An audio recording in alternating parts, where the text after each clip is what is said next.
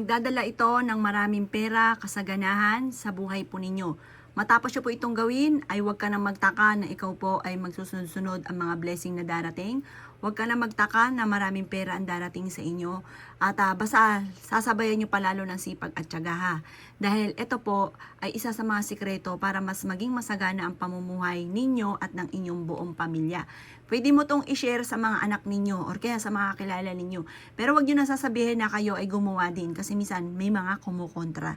Ngayon po mga bossing ko, kailangan nyo lamang po ng piso. Kailangan nyo ng barya ng silver. Kasi ang barya, ang bilog, nagtatawag yan ng pera. At ang silver, nagtataboy ng malas. Tapos, ito naman, cinnamon po ito, cinnamon powder. Naku, wag na wag ka magpapawala ng ganito. Marami kang mabibila ng ganitong cinnamon sa mga supermarket. Mapabuo or kaya mapadurog, kagaya nitong durog, pwede po siya. Ngayon, marami ka rin mabibila ng ganito sa mga online. Ito po, proven po ito mga bossing ko ha. Basta pag ginawa nyo to, naniniwala ka. Ang gawin nyo po tuwing umaga or kaya sa umaga, ito ay hahawakan nyo. Sabihin nyo po, ganyan po ang pagkakahawak. Banggitin nyo po ng 3 beses ang inyong pangalan.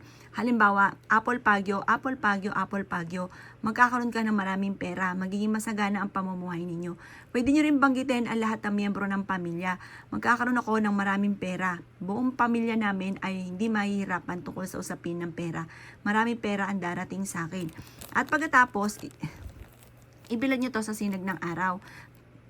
Pagkatapos nyo siyang ibilad na kahit mga 5 minutes lamang, ito po ay ilalagay nyo siya dito. Yan. Tapos, mag-wish ka po muli. Maraming pera ang darating sa akin. Kailanman hindi na ako mauubusan ng pera. Siksik-liglig at umapot. Maraming pera ang darating sa akin.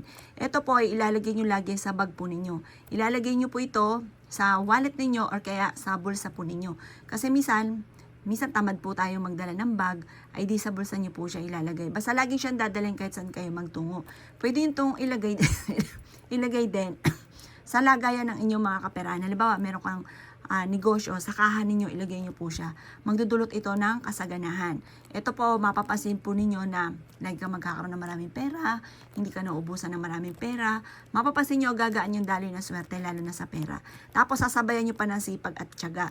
Proven po ito. Pwede nyo siyang gawin tuwing Tuesday or Friday or kaya basta sa umaga ang paggawa ng mga pampaswerte.